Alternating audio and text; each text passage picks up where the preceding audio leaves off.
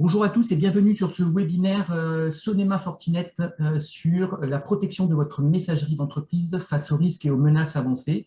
Je suis Stéphane Castin, en charge de la communication de Sonema et on va attendre que tous les inscrits viennent nous rejoindre sur ce webinaire. On est déjà plus d'une dizaine, donc on va attendre quelques minutes que tout le monde puisse se joindre à nous.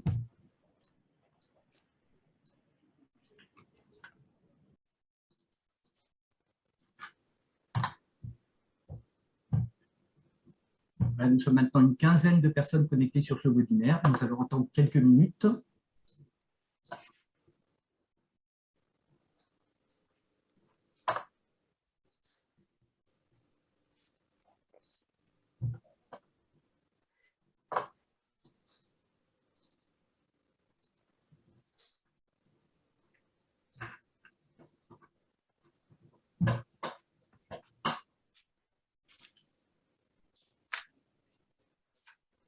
Donc, de nouveau, bonjour à tous. Bienvenue dans ce webinaire animé par Sonema et Fortinet sur la protection de votre messagerie d'entreprise. Nous attendons encore quelques secondes que les gens puissent se loguer et nous rejoindre sur ce webinaire et nous allons pouvoir démarrer prochainement.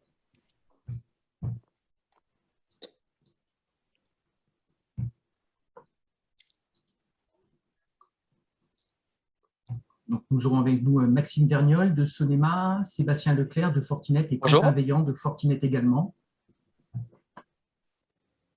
Bonjour à tous et à toutes.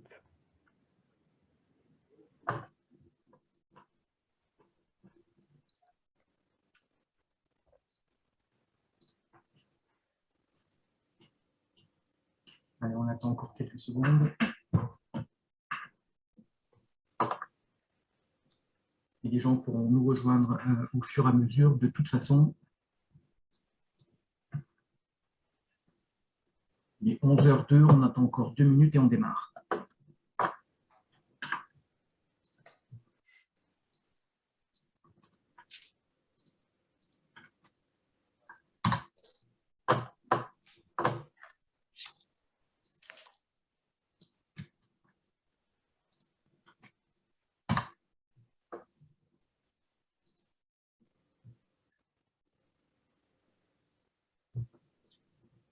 Maxime, Sébastien, Quentin, vous êtes prêts?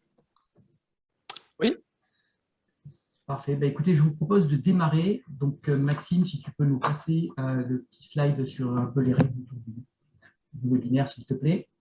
Donc voilà, pour un webinaire réussi, quelques règles que l'on applique lors de nos webinaires régulièrement. Donc, les micros et les caméras des participants ne sont pas activés, parce qu'on ne pourra pas prendre les questions de tout le monde à l'oral par le micro. Par contre, vous pouvez interagir avec le modérateur, en l'occurrence les équipes qui vous présentent aujourd'hui ce webinaire, via la fonction de chat de Zoom. Pour poser des questions, merci de favoriser plutôt la fonction questions-réponses qui se retrouve également dans l'interface en bas de votre navigateur Zoom. Et on fera de toute façon une session de réponse en fin de séance. Ce webinaire est enregistré avec les chats et les questions et le lien de consultation du replay ainsi que la présentation vous seront communiqués dans les prochains jours. Pendant ce webinaire, il y aura un petit sondage que l'on effectuera au milieu du webinaire. Donc, merci par avance d'y participer. Et de la même façon, à la fin de ce webinaire, il y aura un questionnaire. Vous pourrez répondre soit directement à l'issue de cette session de webinaire, soit dans le mail qui vous sera envoyé juste après le webinaire.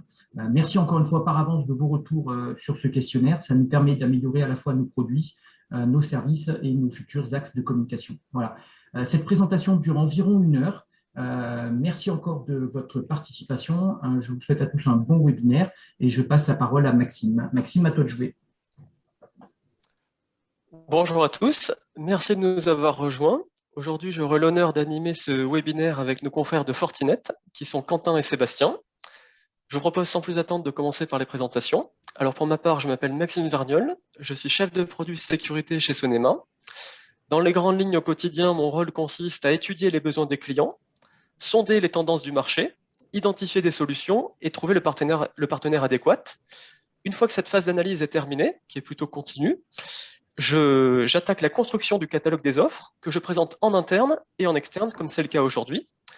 Pour celles et ceux qui connaissent très peu ou pas Sonema, donc nous sommes un intégrateur opérateur de réseaux internationaux focalisé principalement sur l'Afrique, avec une expertise forte dans la connectivité VSAT et terrestre. En parallèle, depuis maintenant plus d'une dizaine d'années, on a également développé des solutions d'hébergement directement sur notre data center et notre téléport, situé à Fréjus et à Logne. Et également, on est un acteur de sécurité avec comme enjeu la protection de vos réseaux, de vos données, de vos points d'accès, et on propose également des outils de sécurité. Donc aujourd'hui, c'est un webinaire qui nous est proposé en partenariat avec Fortinet, et donc je leur laisse la parole pour se présenter. Bonjour à tous, Sébastien Leclerc, je suis ingénieur avant-vente chez Fortinet et j'accompagne les opérateurs et les MSP dans la construction d'offres de services et d'architecture sécurité. Et en l'occurrence, plus précisément ici, sur tout ce qui concerne la protection du mail et les attaques avancées. Et je travaille avec Quentin Vellan. Bonjour à tous, donc Quentin Veillant. Moi, j'accompagne sur la partie commerciale Sonema sur la création d'offres de services managés, comme l'a évoqué Sébastien. Donc, c'est des partenaires qui vont en fait utiliser les solutions de sécurité de Fortinet au sens large pour créer des offres de services adaptées donc à leurs clients. Donc, juste pour remettre un petit peu aussi le contexte sur Fortinet, société américaine, acteur de la cybersécurité depuis maintenant plus de 20 ans. On est le leader aujourd'hui sur la zone qu'on appelle IMIS, c'est-à-dire Europe, Middle East et Africa, depuis maintenant à peu près 3-4 ans. Donc le premier acteur en cybersécurité. Ça s'explique effectivement par les solutions et aussi par nos partenaires, mais aussi par une spécificité très liée à Fortinet, qui est d'avoir des locaux basés en France pour animer toute cette zone IMIA. Donc, il y a un centre de R&D et de support qui permet effectivement d'accompagner au plus proche nos partenaires et nos clients sur toute cette zone Europe, Middle East et Africa. Donc ça, c'est effectivement ce qui va permettre de créer de la valeur. Et puis après, sur tous les sujets de cybersécurité, aujourd'hui, effectivement, on est un acteur reconnu sur cette partie-là. Mais on oublie effectivement souvent que quand on parle de cybersécurité, c'est des sujets et des enjeux qui vont aujourd'hui toucher tout type d'entreprise. C'est pas uniquement les sociétés du CAC 40, mais c'est aussi bien les PME et les ETI, avec des impacts business qui peuvent être conséquents. Et quand on parle de cybersécurité, c'est vrai qu'on pense souvent à la partie firewall, on parle souvent de la sécurité du poste de travail, mais on oublie en fait le vecteur d'attaque numéro 1, qui est quand même les emails et tous ces aspects de sécurité qui sont importants sur ces sujets-là. Alors Sébastien, on pourra vous montrer une petite chronologie justement de ce qu'on a pu voir en termes d'attaque ces derniers temps et le fait que ça continue de s'accentuer sur ces derniers mois et années. Oui, on va voir ça déjà, on va voir ça plus en détail après et on va expliquer ça pour bien comprendre les aspects sécurité pour bien se défendre face aux attaques. Mais ce qu'on constate, c'est tout simplement, c'est un peu comme à la bourse, pour ceux qui regardent un peu ça, c'est qu'il y a des tendances qui sont liées, qui sont très liées à l'actualité, puisque les attaquants se servent de l'actualité pour lancer des attaques qui sont soit uniques, soit communes. Mais là, c'est ce que vous voyez ici avec le rapport de Microsoft qui est récent, de septembre 2020, avec un cas concret qui est le Covid. C'est que les attaques suivent l'actualité du Covid au fur et à mesure des alertes, des annonces des agences gouvernementales et des différents confinements. C'est que ils vont utiliser l'actualité pour envoyer des faux mails, des attaques, afin de piéger les utilisateurs et lancer des attaques qui sont uniques, puisque dans ce cas-là, la cible, l'utilisateur va être bien plus réceptif à ça en lisant les mails et se faire piéger par différentes techniques qu'on va voir par la suite. Et justement, par rapport à ces attaques-là, on va voir un petit peu les tendances, je pense, Maxime, sur ces chiffres, sur ces attaques. Tout à fait. Alors, pour introduire le sujet, je vous propose un panorama chiffré. Donc, c'est un constat avec des chiffres récents de 2020 et 2021. Ce sont des chiffres qui, au premier abord, peuvent faire peur, mais ce n'est absolument pas l'objectif. L'objectif, c'est plutôt de montrer que les attaques de messagerie professionnelle prennent de l'ampleur malheureusement chaque année et qu'elles ont un impact au quotidien. Donc, par exemple, on se rend compte que aujourd'hui, plus d'un mail sur deux dans le trafic international est non sollicité. Donc typiquement, c'est un spam. On se rend compte également qu'il y a toujours une part significative d'internautes, en l'occurrence 4%, qui cliquent sur ce qu'ils pensent être un lien légitime et qui en fait se révèle être une campagne de phishing. Et on connaît notamment les effets dévastateurs sur l'entreprise, avec par exemple une rançon moyenne payée par les entreprises cibles de 84 000 $, et c'est un montant qui est en très forte hausse par rapport à 2019. Donc l'ensemble de ce constat nous amène à penser qu'on se rend compte qu'une attaque de messagerie professionnelle peut avoir un impact fort financier, peut aussi porter atteinte à l'image de marque et la réputation tout entière de l'entreprise, et également porter atteinte aussi à la productivité de vos collaborateurs. Et plus précisément, quand on parle de cyberattaque et d'attaque de messagerie professionnelle, en réalité, se cache le concept de 13 types d'attaques variées. Donc c'est un panorama des menaces. Vous avez les plus connus que sont le spam, le malware, l'exfiltration de données, les arnaques, au sens large du terme. Et on a classé l'ensemble de ces menaces par ordre de complexité, du plus facile au plus difficile. Et donc, il y a également des attaques moins connues, mais tout aussi dévastatrices, que sont par exemple les attaques de type BEC, Business Email Compromise, qui consiste à un attaquant à s'emparer d'un compte d'un collaborateur d'une entreprise, pour ensuite s'infiltrer dans l'entreprise et réaliser tout type d'arnaque. Par exemple, du chantage, du détournement et de l'usurpation. Également une attaque moins connue mais qui fait tout autant de dégâts, c'est ce qu'on appelle le spear phishing. Donc, à la différence du phishing, qui est un hameçonnage, le spear phishing est plutôt un harponnage. C'est-à-dire qu'on va cibler un interlocuteur dédié avec un mail qui va être travaillé, avec par exemple une en-tête personnalisée. Et donc, face à ces attaques qui sont persistantes et de plus en plus sophistiquées, aujourd'hui, protéger sa messagerie est une nécessité. Et avec Fortinet, on a bien conscience de ces enjeux et on va vous accompagner pour protéger votre messagerie. Alors, pour rentrer directement dans le vif du sujet, je vous propose de revenir sur un événement qui a marqué l'actualité récemment. Donc, les cyberattaques sont très nombreuses, les attaques de messagerie également. Et donc, je voudrais parler de RockU 2021. Donc, dans le détail, en résumé, pour ceux qui n'en auraient pas encore entendu parler, c'est l'agrégation d'un fichier de plus de 8,4 milliards de données, identifiants et mots de passe, qui a été rendu public par Cybernews. Donc, ça concerne une fuite de données, qui est une compilation de mots de passe, y compris des attaques de dictionnaires. Et donc, Cybernews a permis aux utilisateurs d'avoir en ligne un outil qui est un vérificateur. Et donc, je vous encourage fortement à cliquer sur le lien qui vous sera envoyé à la fin du webinaire, de rentrer au choix votre adresse mail ou votre mot de passe et regarder s'il a déjà été compromis. Si c'est le cas, on vous encourage fortement à changer de mot de passe et à en mettre un plus costaud. Et aujourd'hui, le constat que l'on fait unanimement, c'est de se dire que quelle que soit la taille de notre entreprise, quel que soit notre degré de maturité, on ne peut pas échapper aux attaques. Et donc, il est indispensable de se protéger. Alors justement, chez Sonema, et en partenariat avec Fortinet, c'est l'objet du webinaire, nous avons choisi de mettre en avant l'offre qui s'appelle Mail Protection. Donc c'est une offre qui s'articule autour de deux modules, Secure Mail et Sandbox. Ce sont des modules qui sont complémentaires, qui fonctionnent l'un avec l'autre. Et donc, ce dont on peut parler, en résumé, simplement pour aller dans les grandes lignes, c'est que le Secure Mail se propose d'être un premier filtrage de protection en listant l'ensemble des virus et des spams qui sont à signature connue, donc c'est-à-dire qui sont déjà répertoriés pour être du flux illégitime. Lorsque le client ne dispose pas de sandbox et que le client fait face à une URL qui est suspicieuse ou une pièce jointe, alors il y a trois cas de figure. La pièce jointe et l'URL peuvent être directement envoyés vers le destinataire, ils peuvent être mis en quarantaine, ou alors ils peuvent être tout simplement détruits, auquel cas le destinataire ne recevra pas la pièce jointe ou l'URL, selon la politique du client.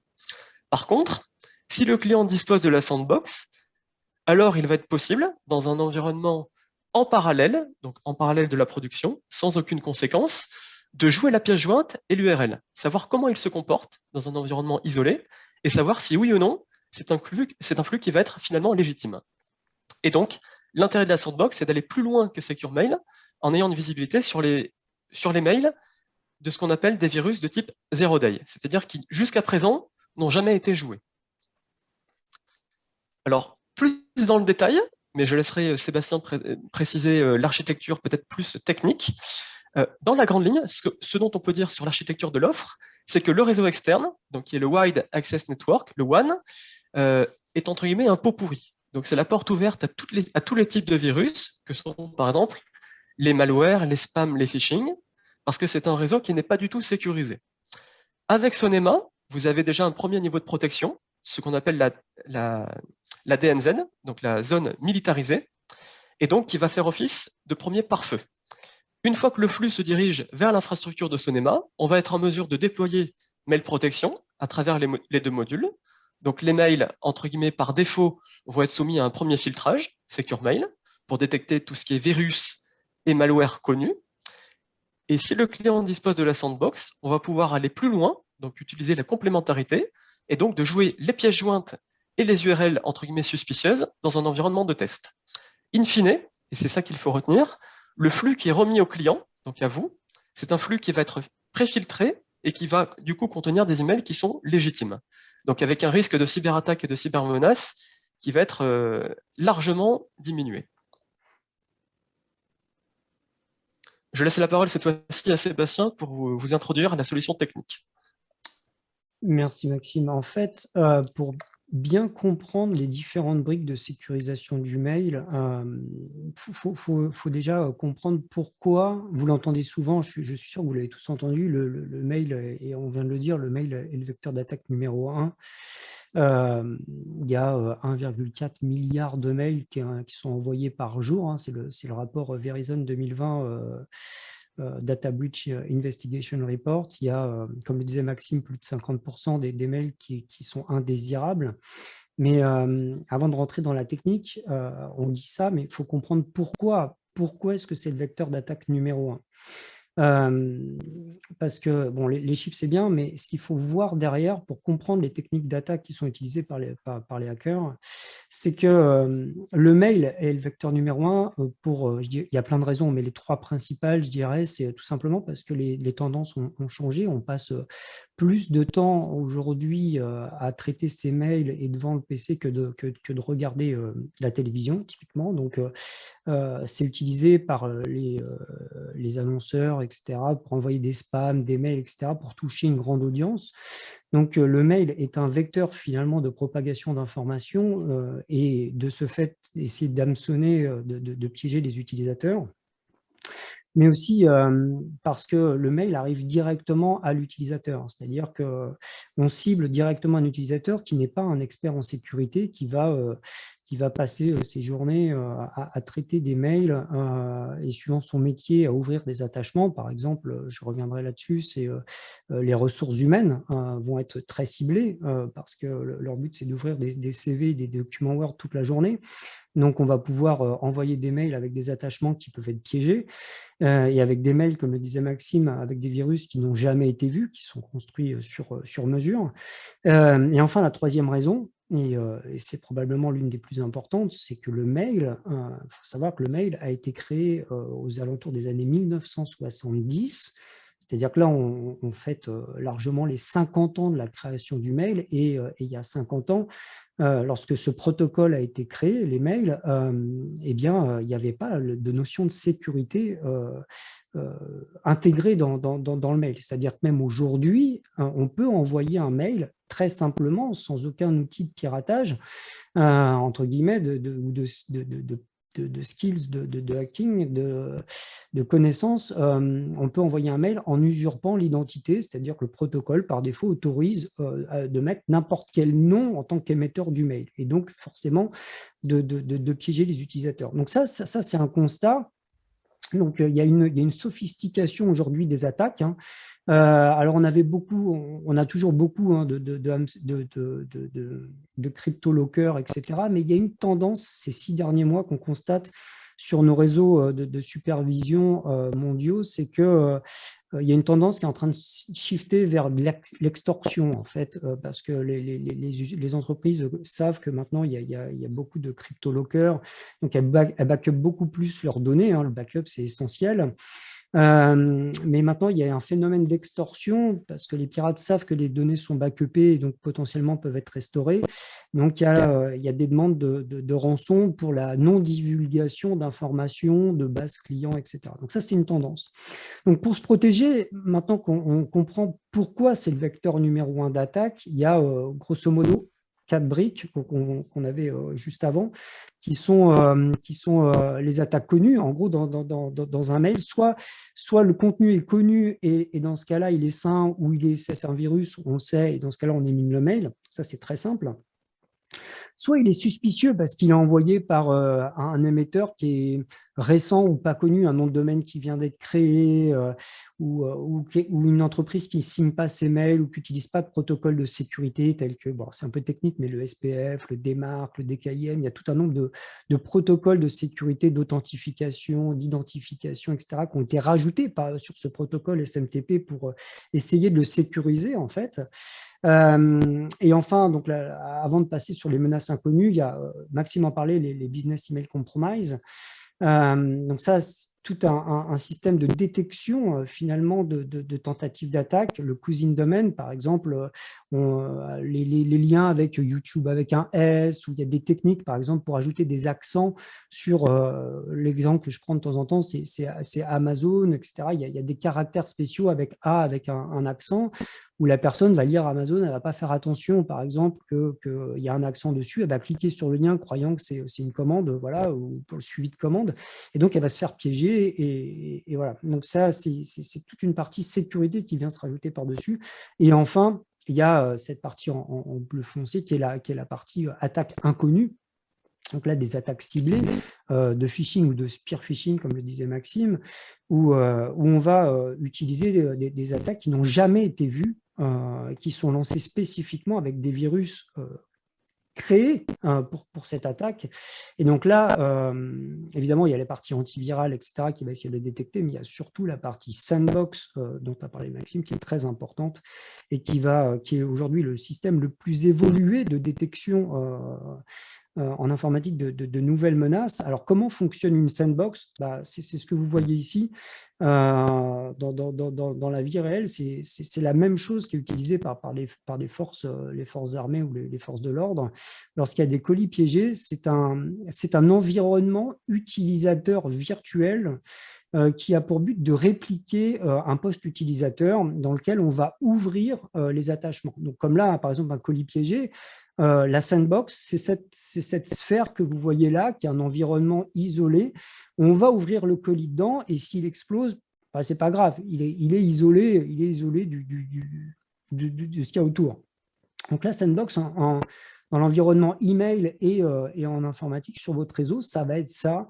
Ça va être cet environnement virtuel qui va ouvrir les attachements à la place des utilisateurs et qui va regarder le comportement du mail, de l'attachement, ce qui va se passer. Donc typiquement, si dans l'environnement virtuel, en cliquant sur le document Word, on voit que tous les fichiers se font chiffrer, eh bien on va retourner à la passerelle de messagerie une information comme quoi l'attachement est dangereux.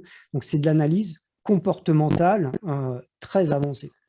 D'ailleurs, on va peut-être voir un petit peu le principe sur les slides suivants, c'est que pour arriver à ces fins, ce que va faire le hacker, c'est qu'il va... son but, ça va être, clairement maintenant la motivation, c'est l'argent, vous l'avez compris, c'est que pour que son attaque fonctionne, il faut pas qu'elle soit détectée, d'accord? Donc, on va utiliser des techniques qui sont... il va utiliser des techniques qui vont être déjà de passer toutes les briques de sécurité des entreprises. Il ne faut pas croire, ils ont...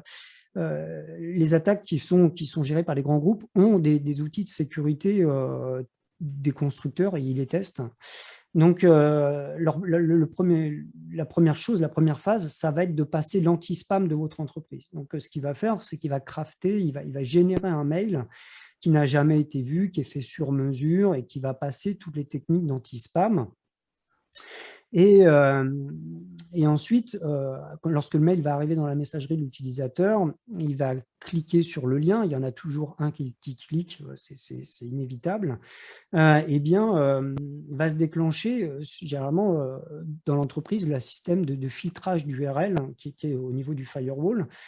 Et donc là, il faut qu'il passe cette sécurité-là. Donc, il va générer, par exemple, un nom de domaine qui n'est pas connu comme étant malicieux. Et donc, ça va passer cette brique-là. L'utilisateur va pouvoir, du coup, sans le savoir, en ayant cliqué sur le lien, va télécharger ce qu'on appelle un exploit. Donc, c'est un petit morceau de code qui va permettre d'utiliser une vulnérabilité sur la machine, ou que ce soit une vulnérabilité au niveau de l'OS ou d'un logiciel, peu importe, ça va permettre de gagner le contrôle de la machine. Et ça se fait via généralement de l'HTTPS ou d'autres canaux d'évasion, d'autres techniques d'évasion pour passer justement les briques de sécurité qui vont être l'intrusion prevention system, les IPS, qui vont analyser tout ce qui se passe au niveau réseau pour voir justement s'il n'y a pas une menace qui est en train d'être téléchargée. Donc, ils le font de manière chiffrée en HTTPS et ils utilisent des systèmes d'obfuscation, c'est-à-dire pour cacher l'attaque.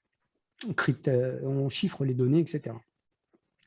Et enfin, évidemment, il faut bien s'imaginer que le hacker qui fait ça, il ne va pas utiliser un malware ou un virus qui est connu, qui serait tout de suite attrapé par votre antivirus de poste.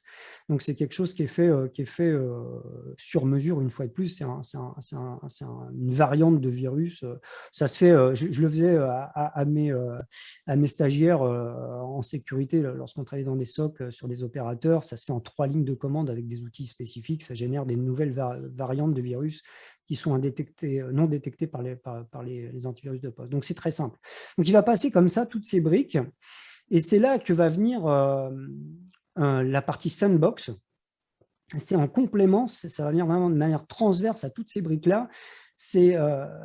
On sait qu'ils vont essayer de passer ces briques-là, donc on va prendre le mail et on va l'exécuter dans cet environnement sécurisé et on va voir ce qui se passe. Justement, c'est ce que font pas toutes ces briques-là, c'est l'analyse comportementale.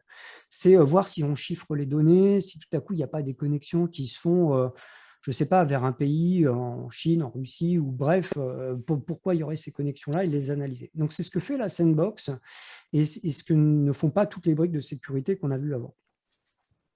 Donc, pour ça, la sandbox a des techniques d'analyse qu'on va voir. Alors, je ne vais pas rentrer dans les détails de tout ce que fait la sandbox step by step, mais ce qu'il faut voir, c'est que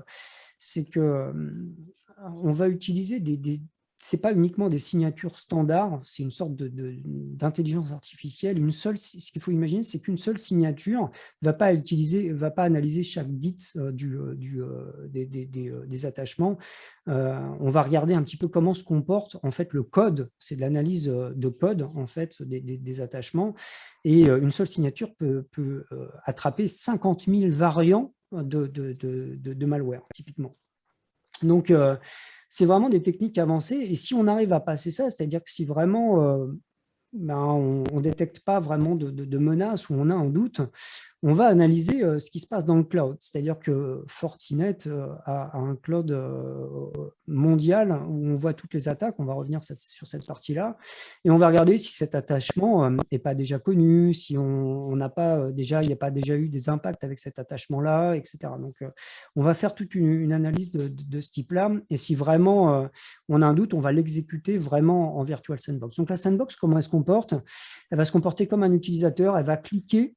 Donc c'est un environnement virtuel, comme je vous le disais, donc c'est un Windows, un Linux, peu importe l'OS. Elle va se comporter comme un utilisateur, elle va bouger la souris, elle va lancer Calc, elle va ouvrir Excel, elle va surfer sur le web. Donc, elle va se faire passer pour un utilisateur pour que le malware, il s'imagine que c'est vraiment l'utilisateur qui est derrière.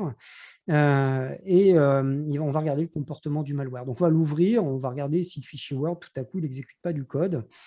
Et si tout se passe bien, on va quand même analyser s'il y a des callbacks. C'est-à-dire s'il fait, comme je disais tout à l'heure, des appels réseau qui peuvent être suspicieux de manière chiffrée sur des nouveaux domaines, etc. Donc vraiment, ça c'est une analyse complète en termes de sécurité et c'est ce qu'il y a de plus performant. Il n'y a pas de solution de sécurité plus performante aujourd'hui pour détecter des attaques connues et inconnues que le sandboxing, et c'est ce qui est proposé ici en complément de tout ce qui est analyse spam, etc. de mail par Sonema.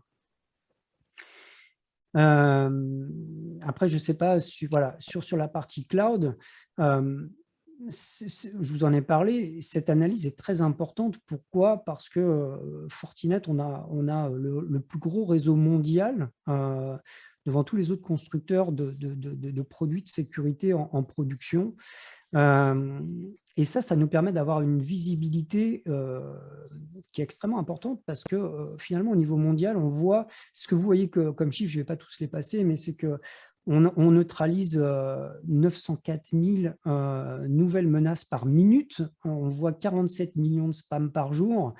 Et cette visibilité-là, vous allez en bénéficier, c'est-à-dire que dès qu'on voit une menace chez un client, sur un réseau, bien c'est remonté au niveau du cloud et c'est redistribué dans toutes nos machines, c'est-à-dire dans tous les firewalls, dans toutes les passerelles de messagerie, dans tous les proxys, reverse proxy, dans toutes les sandbox. On partage l'information et ça, même interconstructeur. Donc, on a une grosse visibilité. Ça permet de renforcer la sécurité de vos réseaux. C'est que dès qu'il y a une menace quelque part, dans les minutes qui suivent, eh bien, vous serez protégé contre ces nouvelles menaces-là. Voilà. Et ça, l'efficacité est très importante et ce n'est pas nous qui le disons. Vous trouvez ces informations-là directement sur Internet. Vous pouvez rechercher sur ces quatre, par exemple, sur ces 4 sites-là. C'est des laboratoires indépendants qui testent nos solutions, donc avec des attaques, avec différentes techniques d'attaque. Et donc, Virus Bulletin, qui est quand même super connu, qui nous donne quand même un catch rate de 100% de détection rate. On a voilà, sur la partie virale, sur la partie spam, on est quand même à 99,78. Enfin bref, vous voyez les chiffres. ICSA Lab, on est recommandé à 99,9% sur tout ce qui est advanced threats, donc sur la partie sandboxing. Donc, vous savez qu'avec ce type de solution, vous avez une très forte sécurité. Et voilà, et ça, ce n'est pas nous qui le disons, ce sont des laboratoires indépendants. Et ces chiffres-là, je dirais même, peut-être pour conclure sur cette partie-là, ils sont importants parce que vous allez, ce qu'il faut regarder aussi, c'est dans le temps. C'est-à-dire que vous allez peut-être avoir des attaques, des attaques qui sont, vous avez vu, qui sont liées à l'actualité. Et si vous regardez uniquement les performances à un moment donné, ce n'est pas intéressant. Ce qu'il faut voir, c'est vraiment dans le temps, si une solution va vous protéger dans le temps. Parce que s'il n'y a pas d'attaque, par exemple, sur le mois de mars, et que vous avez du coup des constructeurs qui vous annoncent des catch rates à 100% sur le mois de mars, alors qu'il n'y a pas d'attaque, ce n'est pas intéressant. Or, nos solutions, elles sont, vous pouvez regarder ici sur les sites web, elles sont, je crois que ça fait 8 ans qu'on est parmi le top des catch rates. Donc, on a vraiment un très bon catch rate et ça, dans le temps, voilà. Donc, ça, c'est vraiment très important. Et voilà, je ne sais pas si Maxime, tu as d'autres informations sur les chiffres ou par la suite. Alors, je n'ai pas de complément. Par contre, certainement que les participants peuvent s'exprimer et c'est l'occasion du sondage. Alors, c'est une très bonne transition, Maxime. Donc, encore merci, Maxime, Sébastien et Quentin. On est plus de 30 personnes connectées sur le webinaire, donc on est plutôt satisfait. Et effectivement, on va donner la parole à notre audience. Donc, je vais afficher un petit sondage. Normalement, tout le monde doit pouvoir le visualiser dans sa fenêtre Zoom. Et on vous remercie par avance de jouer le jeu, d'y participer. Et puis ensuite, Maxime, Sébastien et Quentin feront une petite rapide interprétation des résultats de ce sondage-là. Et puis on passera sur la présentation d'un cas client. Donc voilà, je vais lancer le sondage qui doit normalement s'afficher actuellement sur vos fenêtres.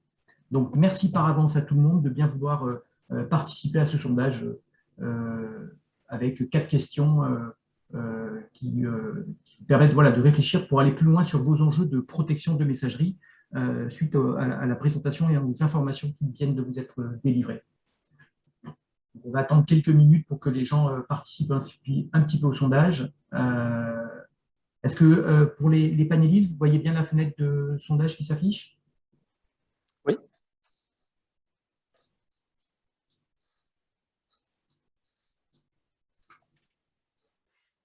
Voilà, donc les gens commencent à répondre un petit peu au sondage.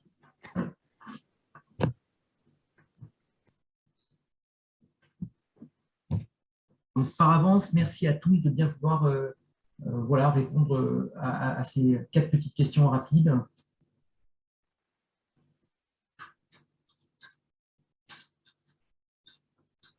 Voilà, la première, c'est parmi les enjeux auxquels répond le service mail protection, quel est pour vous le plus important? Pour assurer la sécurisation de votre messagerie, quel type de solution préféreriez-vous? Quel bénéfice principal retenez-vous à l'issue de cette présentation sur une offre de mail protection Sonema Fortinet? Et puis la dernière question, qui rejoint directement la dernière présentation et la dernière prise de parole de Sébastien, c'est voilà, est-ce qu'aujourd'hui vous rencontrez certains de ces problèmes sur votre serveur de messagerie et sur votre système de messagerie actuel? Voilà, les gens sont en train de répondre petit à petit, c'est en train de monter. On va encore se donner 2-3 minutes, messieurs, si vous voulez bien, et puis ensuite j'afficherai les résultats du sondage.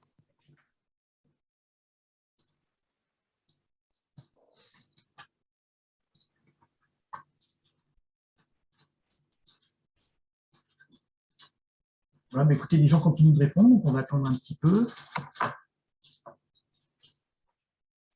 Et j'encourage tout le monde également, si vous avez des questions, à les poser à travers le formulaire de questions-réponses qui se trouve dans le bas supérieur de votre fenêtre Zoom, puisque à l'issue de la présentation, on aura une petite session de questions-réponses où nos experts Maxime, Sébastien et Quentin répondront à vos questions.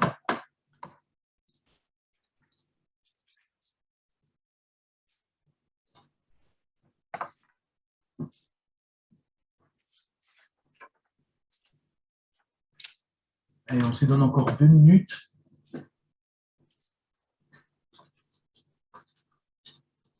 Parmi les enjeux auxquels répond le service protection, quels sont les plus importants pour vous? Pour assurer la sécurisation de votre messagerie, quel type de solution préféreriez-vous? Quel bénéfice principal retenez-vous de l'offre mail protection qui vous a été présentée? Et puis ensuite, quel type de problème rencontrez-vous actuellement sur votre service de messagerie que vous utilisez actuellement dans vos entreprises? Maxime, Sébastien, Quentin, je propose de passer à l'interprétation du sondage. Je vous laisse la parole à voilà, ceux qui se sentent en mesure de faire cette petite interprétation. Voilà, je vais mettre fin au sondage et normalement, les résultats doivent s'afficher.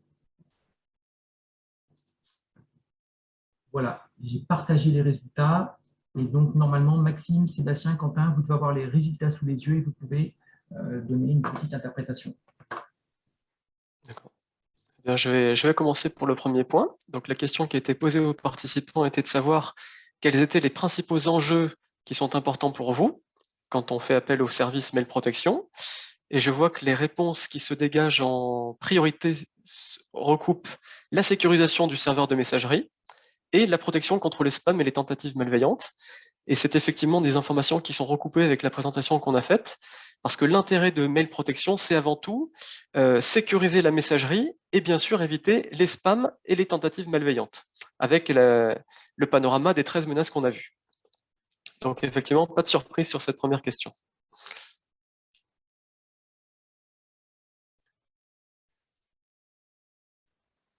Quentin, Sébastien, est-ce que vous souhaitez commenter la seconde?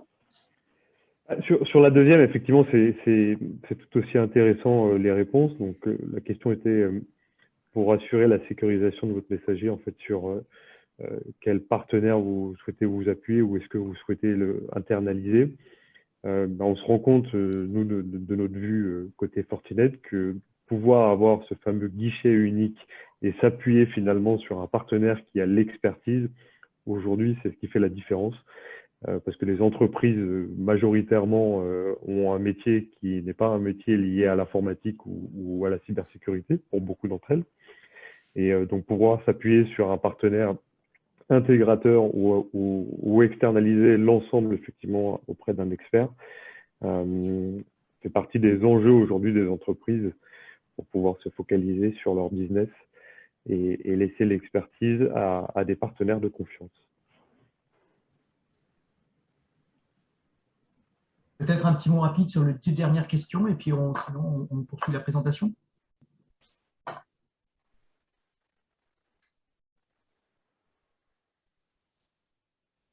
Ok. Écoute, je propose qu'on poursuive la présentation. Maxime, si tu peux basculer sur l'étude du cas client. Oui. Oui, alors tout à fait. Alors la dernière question qui était posée au sondage était de savoir quelles étaient les principales menaces auxquelles vous faites face. Et ce qui était revenu, c'était les spams et les tentatives malveillantes. Et donc justement, c'est une très bonne transition sur l'exemple du cas client, que je voudrais vous présenter. Donc, le mail protection, c'est une solution que l'on maîtrise déjà chez Sonema depuis maintenant 6 ans. On a déjà une base de clients installée, et ce qui nous permet de vous faire un retour d'expérience sur un cas client. Donc, le cas client en question, c'est un client bancaire qui est situé en Afrique centrale et qui était déjà client chez nous pour des solutions de connectivité et également pour l'infogérance de ses pare-feux. Ce client avait une problématique continue depuis plusieurs mois, à savoir des plaintes de ses collaborateurs sur des latences, avec parfois des mails qui mettaient jusqu'à 24 heures pour arriver au destinataire final, et bien évidemment, du coup, un lien Internet qui était totalement congestionné. Le client avait également des enjeux, donc c'était de faire appel à un service qui lui apporte une solution pérenne et qui ne soit pas onéreux, et qui, bien évidemment, demande le moins d'efforts possible en termes d'installation et de matériel. On a commencé à proposer aux clients donc une solution plutôt manuelle, très chronophage, qui consistait à ajouter dans les règles des firewalls des règles de blocage, par exemple pour toutes les adresses IP connues comme étant source de spam. Donc c'est une solution qui n'était pas pérenne, et nous avons proposé dans ce cadre-là aux clients à laisser, donc pendant 1 mois, mail protection, avec la couche complémentaire sandbox. Le client a accepté le test et les effets n'ont pas tardé à arriver. Rapidement, au bout de 1 à 2 semaines, environ 80% du trafic a été libéré, donc c'était du trafic essentiellement composé de spam. Le client nous a renouvelé sa confiance pour cette fois-ci souscrire à mail protection. Et ce dont on se rend compte avec l'expérience, c'est que au bout d'un certain temps, les pirates et les hackers qui ont été à l'origine des spams se sont découragés parce qu'ils ont compris que les destinataires ne recevaient pas les mails, ou en tout cas ne donnaient pas signe de vie, ne donnaient pas de réponse. Donc petit à petit, la source de spam s'est décalée vers d'autres clients. Les bénéfices sont relativement simples, et le client, donc ici ce sont des verbatims, c'est la voix du client, c'est le client qui s'exprime. Le client n'a pas eu besoin d'installer que ce soit du matériel ni un besoin de maintenance. Son lien Internet a été rapidement décongestionné, et surtout, c'est une facturation qui est relativement simple, uniquement basée sur le nombre de boîtes aux lettres. Il a pris une solution en mode mutualisé, donc à partir du FortiMail que possède déjà Sonema. Et après un test qui a répondu à ses attentes, au bout du 30e jour, le client a finalement souscrit ce service. Et donc, à partir de cet exemple client, et quand on regroupe la voix des clients sur l'ensemble de notre base installée Mail Protection, on se rend compte que Mail Protection répond à 5 bénéfices. Donc le premier, évidemment, en priorité, c'est de dire que c'est un service qui apporte une sécurité avancée avec la détection des virus connus et des virus inconnus, de type Zero Day dont on a déjà parlé. C'est de dire également que le mail fait partie du premier vecteur d'attaque, et donc l'intérêt, c'est bien évidemment d'assurer la protection, donc la sécurité. Le second, c'est bien évidemment de réaliser également des économies. Donc c'est une solution qui est simple à mettre en place, qui demande peu de développement et qui est basée sur le nombre de boîtes aux lettres à sécuriser. C'est une solution qui se veut également évolutive, avec la possibilité de bénéficier gratuitement d'une souplesse dans le changement de niveau de service et de profiter des dernières mises à jour de Fortinet et Sonema. Et également, et c'est ce qui ressort dans le sondage, c'est la possibilité de bénéficier d'un support avec des experts réseau, 24/24, 7 jours sur 7, et la possibilité surtout, et ça c'est une valeur ajoutée, de bénéficier d'un reporting régulier qui vous montre à l'instant T quelles ont été les principales menaces, les virus, les sources de spam, voir comment se sont comportés le flux de messagerie au niveau du premier filtrage Secure Mail et de la sandbox, pour permettre de piloter vos indicateurs de sécurité et surtout d'avoir un reporting régulier qui peut vous servir par exemple pour un audit. Et c'est un service qui est intégralement en mode manager. Alors si vous hésitez encore un petit peu, cette slide est pour vous. Donc Mail Protection, est-ce pour vous? C'est pour vous si vous souhaitez consacrer la bande passante à votre cœur d'activité, donc du coup de vous libérer du flux illégitime de mails qui sont totalement sans valeur ajoutée. Le second, c'est évidemment de vous protéger du risque d'intrusion dans votre SI. Si un hacker réussit à rentrer dans votre SI, malheureusement c'est trop tard, donc il faut s'en prémunir. C'est également une solution qui est pour vous si vous souhaitez un développement qui est relativement facile et flexible, donc il peut être sur site, chez vous, on-premise chez nous, ou alors hybride. C'est également une solution qui est possible de tester, donc sans engagement, pendant 1 mois.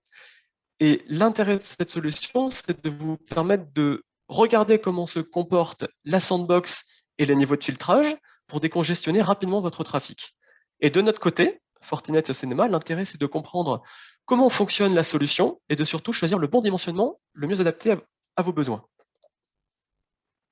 On arrive à la partie questions-réponses. Donc, c'est une partie interactive. Stéphane, je te laisse introduire. Merci Maxime. Donc effectivement, on a quelques questions. La première d'entre elles, qui s'adresse peut-être plutôt à Maxime, c'est est-ce que le flux de la messagerie doit nécessairement et obligatoirement passer par les infrastructures de Sonema ou pas? Alors, je vais y répondre. La réponse est relativement simple. Le flux doit nécessairement passer par les infras de Sonema. On doit avoir une visibilité et ensuite rediriger ce flux vers le serveur mail du client. Ok, alors une seconde question qui s'adresse peut-être cette fois soit à Quentin, soit à Sébastien. Un participant qui nous dit qu'il dispose de Microsoft 365, la messagerie Outlook. Est-ce que Mail Protection est compatible avec Microsoft 365? Oui, on utilise pour ça des API qui permettent, en fait, lorsque sur une offre Office 365, ça va être des mails qui viennent de l'extérieur ou entre collaborateurs. Donc, dès que le mail arrive dans la boîte du collaborateur, en fait, la solution de Sonema, le FortiMail va instantanément retirer le mail dès qu'il arrive. Tout de suite, il le retire de l'inbox, de la boîte mail de l'utilisateur. Il l'analyse, il regarde s'il n'y a pas de menaces, il la passe dans la sandbox, et lorsqu'il a un retour de la sandbox comme quoi il n'y a pas de souci sur ce mail-là, toujours via le système d'API, on va remettre le mail dans la boîte de l'utilisateur. Alors après, il y a tout un système aussi de filtrage qui est alors, c'est pas uniquement lié à Office 365, mais ça marche aussi.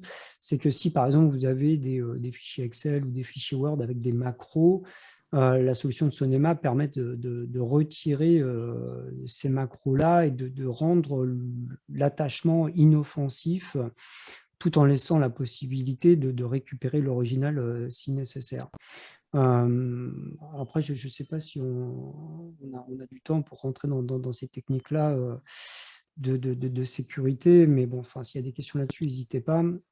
Et pour compléter ce que disait Maxime sur les mails qui passent par l'infra Sonema, ce qu'il faut voir, c'est que les changements sont extrêmement mineurs, puisque pour rediriger des mails vers l'infra de Sonema, ça nécessite uniquement de changer ce qu'on appelle l'adresse MX au niveau des DNS. Donc, ça peut être technique, mais croyez-moi, c'est quelque chose qui se fait en 3 minutes sans impact sur la production.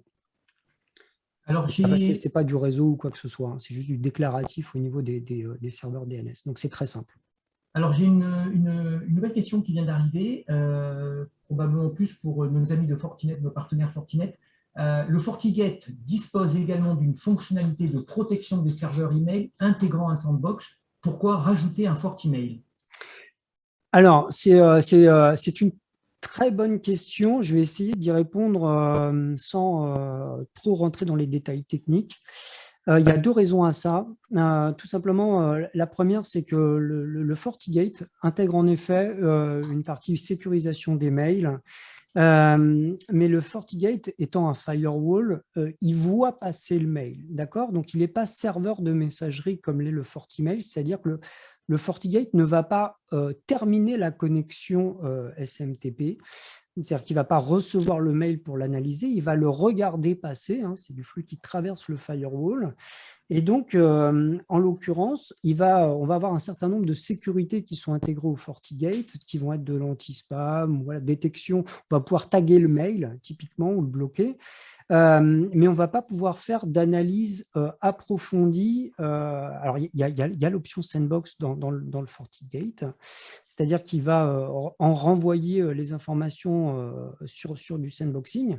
Mais le problème là-dessus, c'est que comme il ne fait pas terminaison des mails, il faut avoir la capacité déjà de déchiffrer les mails à la volée avant, puisque les protocoles maintenant SMTP utilisent du chiffrement, SMTP-S. Donc la connexion, généralement, les mails sont chiffrés, c'est-à-dire que la connexion entre l'émetteur du mail et votre serveur de messagerie est souvent maintenant chiffrée.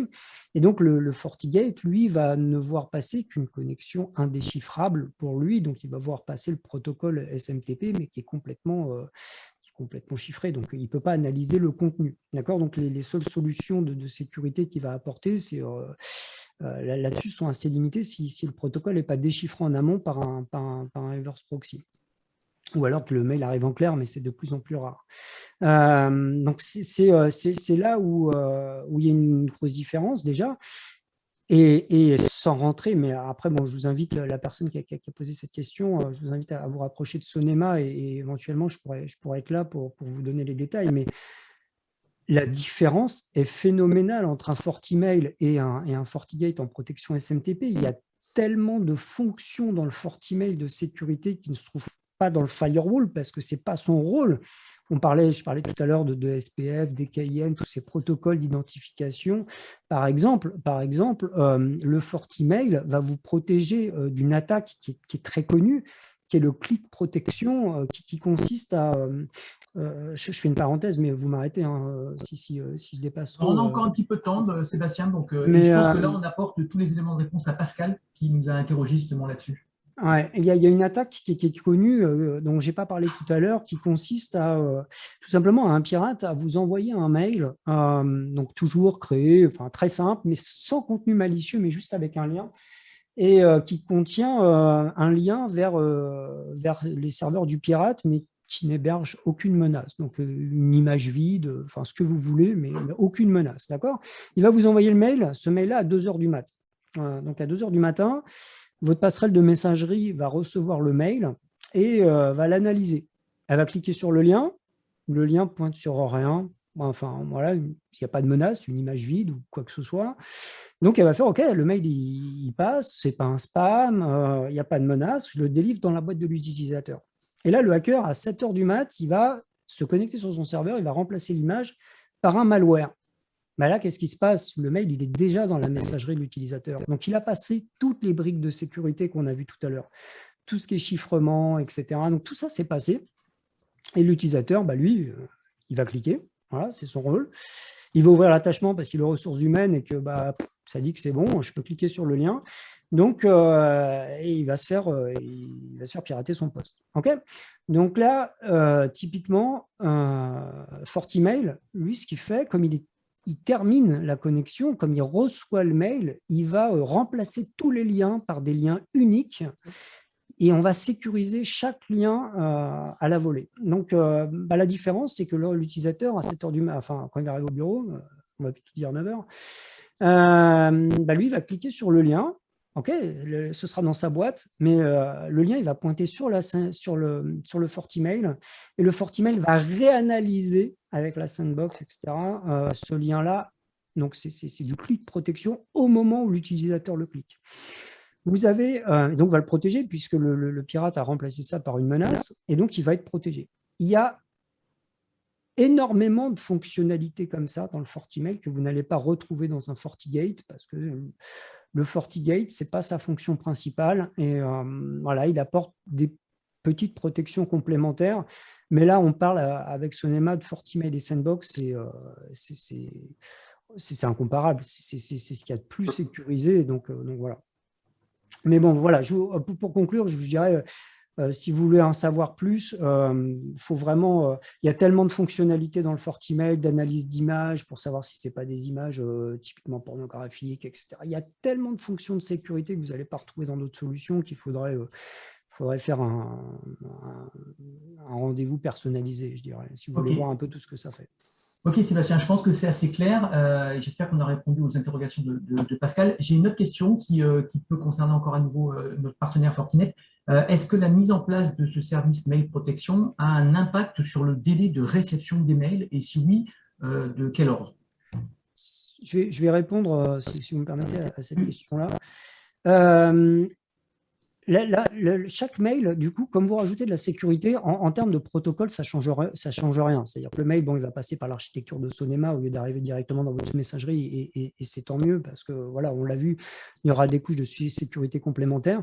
Les couches de sécurité basiques n'engendreront pas de latence supplémentaire. Ça va passer, comme on l'a vu, dans une couche d'antivirus, d'analyse complémentaire pour voir un peu le code, ce qu'il fait, etc. Donc ça, c'est extrêmement rapide.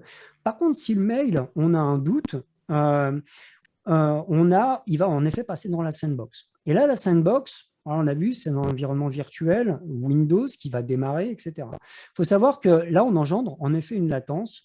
La latence est en moyenne ce qu'on constate dans notre cloud ou sur les sandbox hébergés par Sonema, parce que là, la différence, moi, je vais vous donner les chiffres qu'on constate, nous, dans notre cloud, mais là, l'infrastructure, elle est carrément hébergée par Sonema. Donc, c'est-à-dire que c'est Sonema qui dispose de cette architecture qui est ultra sécurisée de sandboxing, donc ça ne passe même pas par chez nous. Bien qu'on partage les informations, hein, comme je disais tout à l'heure, entre Sonema et notre cloud sur les menaces qui sont détectées. Généralement, on détecte les menaces dans une sandbox en 3 minutes. Donc, il y a 3 minutes de latence. Et 3 minutes, c'est rien du tout. On ne parle pas de protocole HTTP, de surf sur le web, où évidemment, si vous attendez 3 minutes sur un protocole connecté tel que le web, que la page se charge, c'est inacceptable. Là, on est sur un mail et attendre 3 minutes que le mail arrive, je ne suis pas certain que l'utilisateur le voit. Alors, sauf si des fois, on se partage un fichier comme ça en disant, bon, bah là, on est en conférence, est-ce que tu as reçu mon fichier? Bah non. Voilà, c'est 3 minutes, mais pour vous assurer une protection qui est optimale voilà, sur le marché. OK. On s'approche de la fin du webinaire, puisqu'il est déjà midi. Peut-être une dernière question pour toi, Maxime. Pardon. Y a-t-il un impact de la mise en place de ce service sur la bande passante? Alors, sur la bande passante, je n'ai pas tous les éléments de réponse. Par contre, je peux revenir vers le participant avec un constat chiffré.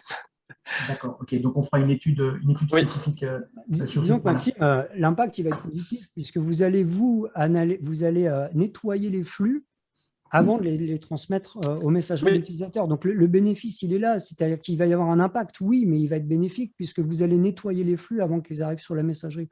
Donc, vos clients vont ne que gagner en bande passante. Un attachement, il aura la même taille avant ou après. Voilà. Donc de toute manière, il n'y a pas d'impact négatif sur la bande passante. Ce que je peux dire aux participants qui a posé la question, c'est de dire que en moyenne, parmi les clients qui sont sur notre base installée Mail Protection, ils gagnent en moyenne 80% de décongestion. Donc 80% de leur lien Internet est décongestionné, ce qui leur permet de se retourner beaucoup plus facilement sur leur cœur de métier. Par contre, pour les chiffres précis sur la question qui m'a été posée, je reviendrai vers le participant. Parfait. Écoutez, je suis en train de regarder, on n'a pas de nouvelles questions. Donc, si les participants ont encore une question ou deux, merci de les saisir très rapidement dans le formulaire de questions-réponses ou dans le chat à travers votre interface Zoom. Maxime, Sébastien, Quentin, est-ce que vous avez des derniers petits points à rajouter?